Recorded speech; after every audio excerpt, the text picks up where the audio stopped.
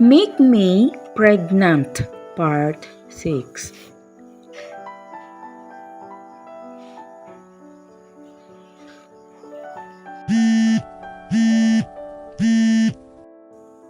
Napalingon naman ako sa phone ko na nagre-ring na nakalagay sa coffee table ko.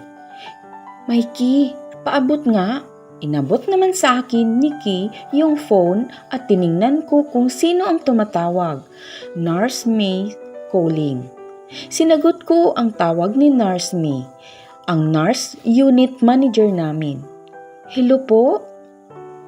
Atara, pasensya. Nadisturbo kita ha. Pwede bang pumunta ka ngayon dito sa hospital? Si Chuchu kasi. Ano po nangyari? Kinakabahan kong sambit. Mahina na siya, Tara. And gustong gusto kanyang makita ngayon. Upo, sige pupunta na po ako. Nagmadali akong tumayo at kinuha ang wallet ko. Saan ka pupunta? Tanong ni Key. Sa hospital, may emergency. Sarado mo na lang tong kundo ko kapag aalis ka ha. Sige na mamaya na lang. Binisuhan ko siya at nagmadaling naglakad palabas ng kundo. Si Chuchu Chuang, pasyente ko or namin na may leukemia. She is 9 years old and ilang bisis nang pabalik-balik ang leukemia niya. Ilang bisis na siyang nag-survive sa sakit na to. Kaso, bumabalik lang. Close na close ko ang batang to kasi napaka-jolly and kind. She became my sister, friend, and daughter. Maayos naman ang suot ko, black jogger pants at white V-neck shirt. Hindi na masyado masakit yung ano ko, pero may kunting kirot pa rin. Nang makababa na ako mula sa third floor, agad akong sumakay sa aking kotse at pinaharurot ito papunta sa Kalisa Foundation Medical Center. Halos 30 minutes akong nag-drive bago ako makarating. Pagkababa ko ay agad akong pumasok sa loob ng hospital. Binati pa ako ng guard pero nginitian ko lang sila. Habang pupunta ako ng room ni Chuchu ay napansin ko ang kapwa ko nurse na nagkukumpulan kaya lumapit ako rito dahil curious ako. Anong meron? Tanong ko kay Nurse Abby habang nakakunot ang noo ko dahil nakakapagtaka. Oh, hi At! Punta ka na sa room ni Chuchu? Kanina ka pa niya hinihintay, sambit ni Nurse Abby. Anong muna meron, Aber?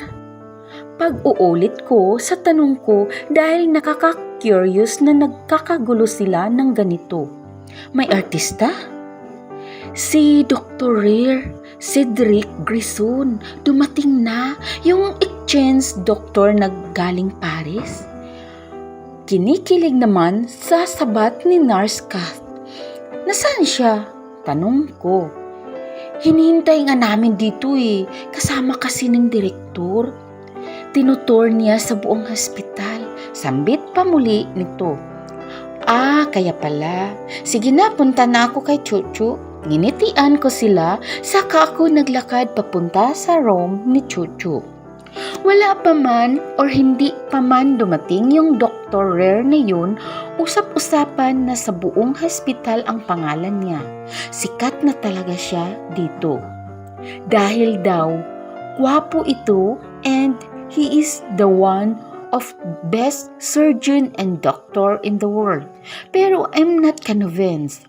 Di ko knows Di naman ako nagbabasa ng mga magazine or what. Maswerte nga ang aming hospital dahil siya ang exchange doctor from Paris. Sus, parang OA masyado. Napalingon naman ako nang biglang nagsigawan ang mga nurse. Malapit pala ako sa kanila kaya rinig na rinig ko. Nakakahiya sila. Bulong ko. Tinignan ko kung sinong tinitilian nila, ang direktor at yung lalaki na mukhang si Dr. Rare. Pinakatitigan ko ito at halos malaglag ang panga ko dahil ang pugi niya nga. Pero wait lang nga. Pamilyar siya. Wait, what the fuck? Siya, yung lalaki kagabi? Siya yung lalaki nakakuha ng virginity ko? Siya yung lalaki na pinilit ko na buntisin ako. Wow! Hindi pwede to. Ilang araw na ang nakalilipas. Malakas ang kabog ng dibdib ko at tulala lang ako. Paulit-ulit kong naalala yung mukha ng gwapong doktor na naka one night stand ko. Ayos din si Tadhana, mapaglaro talaga. Akalain mo naman na doktor pala yung naka one night stand ko. At worse, siya pa pala yung rare na sinasabi nila na na-deploy dito sa hospital na pinagtatrabahuan ko. Hays, hindi niya ako pwedeng makilala o makita man lang. Natatakot lang ako at nahihiya. Halos 2 linggo pa ang natitira ko bago ako muli pumasok sa trabaho. So, 2 linggo ko pa siyang posibleng hindi makita. Ang kaso lang, ang problema, paano kapag natapos na yung 2 linggo? Paano na yun? Ano na gagawin ko? Ate Ath, nabalik lang ako sa realidad nang may tumawag sa akin. Shit, si Chuchu nga pala ang pinunta ko rito. Dapat lang naalisin ko muna sa isipan ko yung rare na yan. Iha, okay ka lang ba? Namumutla ka. Kanina ka patulala at balisa. Tanong naman ng mami ni Chuchu. I shrugged and smiled bitterly. Okay lang po ako. Diba, Chuchu? Okay lang tayo? Kakayanin pa natin lumaban, diba? Go, go! Fight pa, diba? Saad ko sa batang si Chuchu na nakahilata sa hospital bed. Maputla ang balat. Nangingitim ang ilalim ng mata at nangangayat na talaga ito ng sobra. Base sa mata niya, mukhang pagod na talaga siya. Ate, I can't. I'm tired. Mahina at pagod na sambit ni Chuchu. Sa isang iglap ay biglang tumulo ang luha ko. Bigla nawala ang mga iniisip ko. Ang tanging iniisip ko lang ang kalagayan ni Chuchu. Ate Ath, don't cry. I'm happy naman na po eh. Ganon din sina Mama. Right, Mama and Papa? Happy na ako na magpapahinga na ako. Pumayag na po kayo, di ba? Nakangiting sambit ni Chuchu sa mama niya. Yes, anak. We're happy. Nakangiti pero halatang masakit para sa ina ni Chuchu Chuang sinabi nito. Samantala ang ama naman ni Chuchu ay tumango lang at ngumiti. Si ate, gayahin mo sina mama. Di sila nag-iiyak, happy sila for me. Can I close my eyes na po? I want to rest na. Masaya ang boses nito na may halong pagod. No. Naiiling kong sambit pero hinawakan lang ako sa balikat ng mami ni Chuchu. Tinanguan lang ako nito at nginitian na mapait na para bang sinasabi na, okay na, hayaan mo na, she's tired. Tanggap naman namin. Pinikit ko ang mga mata ko. Napabuntong hininga rin ako. Dinilat ko ang mga mata ko ulit at dahan-dahang tumango. You can rest now, baby. Nauutal kong saad. Yes, thank you po sa lahat, Ate Ath. Especially to you, Mama and Papa. I love you all. Pahina ng pahina niyang sambit kasabay ng unti-unti nitong pagpikit. Chinichik ko ang pulse niya, pahina na ng pahina ang pagpam nito. Malakas ang naging hagulhol ng mami ni Chuchu. Nilapitan siya at kinumport ko ito. At Kinomport ng asawa niya kaya umilag ako.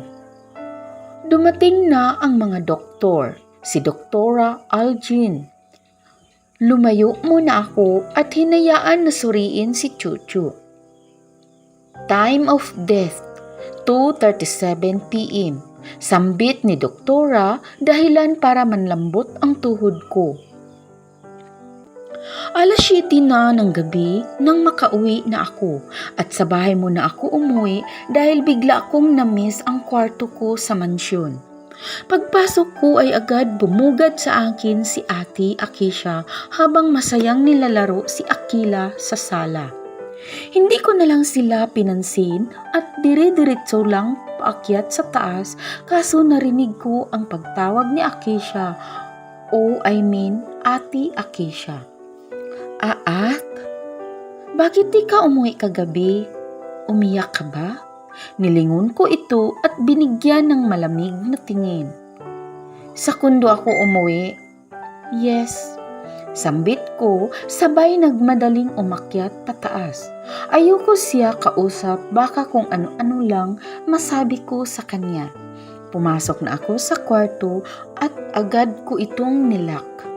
Humilata ako sa kama ko dahil nakaramdam ako ng matinding pagod at bigat ng mata ko. Binabantayan ko ngayon si Akila dahil busy sina mom, dad, and parents ni Akila. Nagpe-prepare kasi sila for Ate Akisha's birthday. Next week pa, pero aligaga na sila. In grande kasi ang party na magaganap, lalo na may big announcement na naman daw sila. Well, kahit hindi pa nila sabihin, na-sense ko na kung ano yun. Mabilis kumayod si Char and alam kong buntis ulit si ate. Nakita ko kasi na nagsuka siya kanina. Isang sign yun, morning sickness. Hindi naman siya ganun dati, so alam na des. Hay nako, buti pa si ate, nakakadalawa na. Ako, nga pa rin. 1 week na ang nakalipas since may naka-one night stand ako, pero wala pa rin. Nag-try na ako mag-pregnancy test, pero negative pa rin ang resulta kasi 1 week pa lang naman ang nakalipas simula nakipagtalik ako. Siguro after mga 2 to 3 weeks pa, tiyak may mabubuo na. So excited, hahaha. Hindi na ako ipipressure ni na mom and dad na mag-anak dahil magkakaroon na talaga ako ng sariling baby. Hindi na ako maiinggit. 1 week na lang ang natitira, vacation ko, and boom, back to work na naman, and double boom, malilintikan na dahil makikita ko na si Mr. Rare na naka one night stand ko. Pero anyway, malaki ang hospital, siguro naman kaya ko siyang iwasan. Hay, sana maiwasan ko nga, nakakahiya magpakita sa kanya eh. Kawawa naman si Bibi Akila, may bago ng bibi si na mami. Sambit ko kay Akila na masayang naglalaro sa lapag dito sa playroom niya. Kinarga ko si Bibi Akila at pumasok sa kwarto ni na ate upang palitan ito ng diaper. Honestly, ngayon na lang ulit ako nakapasok dito sa kwarto ni ate at bakit nga ba na-curious ako nang makita ko ang itim na box. Kaagaw-agaw pansin kasi ang black na kulay nito at alam ko ang ugali ni ate. Ayaw na ayaw nito na naglalagay ng kahit ano sa baba ng kama niya dahil para sa kanya madumi ito tingnan. Wait, so baka hindi sa kanya to? Baka kay Chari to? Bago pa ako mag-isip ng kung ano-ano ay binuksan ko na ito at agad tumambad sa akin ang mga colorful na papel. Parang love letter sa. Kumuha ako ng isa at binasa ito na kumpirma ko nga na mga love letters to mula sa mga admirer niya nung elementary at college. Nakita ko kasi na iba-ibang taon, tips iba rin ang mga pangalan. So, admirers niya nga, wow, sana all. Talaga may admirers, lol. Patuloy pa din ako sa pagkakalkal ng mga makita na akong mga picture. Tiningnan ko isa-isa ang mga ito at napangisi ako nang makita ang mga picture niya with her ex-boyfriend. Paano kaya kapag nakita ni Charito? Si Lusan, mag-away ba? Napakasinop naman pala ni ate. Tinatabi niya lahat ng mga memories niya nung mga dalaga pa siya. Sana ganyan din ako. Kaso hindi burara ako, lol. Kinalkal ko pa ng kinalkal ang box pero biglang nawala ang ngisi ko dahil may nakita akong di kanais-nais. Isang picture ni ate. May back-hug na lalaki sa kanya at ang lalaki na yung ay walang iba kung hindi si Rare. Napakagat ako ng labi sa katiningnan ang picture na yun. Baka naman na malikmata ako pero siya nga. Wait, baka kamukha lang. O tama. Naniniwala ako na may 7 magkakamukhang tao sa mundo. Oo, tama. Ibabalik ko sana ang picture sa box pero may napansin ako na nakasulat sa likod. I love you, babe. I love you, Rare. Rare? My first love. Halos malaglag ang pangako sa nabasa ko. Kumpirmado si Rare nga to. Naka one night stand ko. Wow, tadhana naman. Bakit ganyan ka? Hindi ko kilala si Rare. Lahat na naging boyfriend ng ate ko, kilala ko at alam kong first love ni ate si Kuya Luke. So, paanong si Rare yun? Pinakatitigan ko muli ang itsura ng mga nasa picture at doon ko lang napansin na nasa likod pala nila ang Eiffel Tower. Nasa Paris ito at batang-bata pa ang itsura nilang dalawa. Mga nasa 13, 14 years pa lang sila dito. And kung tama ang naiisip ko, naalala ko na si ate nagbakasyon sa Paris nung 13 siya dahil gusto niya mag-stay with Lula noon sa side ni Mami. What the hell? Nanlalambot kong sambit. Paano nangyari ito? Bakit napaka-coincident naman? Tadhana. Anong ginagawa mo? Bakit naglalaro ka na naman? Diyos ko. Mga ka-lovely, hintayin ang susunod na kabanata sa kwentong ito na magpapaantig sa inyong mga puso. At huwag kalimutan mag-like, share, comment sa ating video. At kung bago ka pa lang sa channel na ito, huwag kalimutan mag-subscribe at pakiclick ng bell para ma-notify kayo sa mga bago nating upload. At sa mga gustong magpa-shoutout, mag-iwan lamang kayo ng comment sa comment section. Maraming salamat sa inyong suporta at pakikinig hanggang sa muli. Ito ang inyong Ate Lovely. God bless and more power.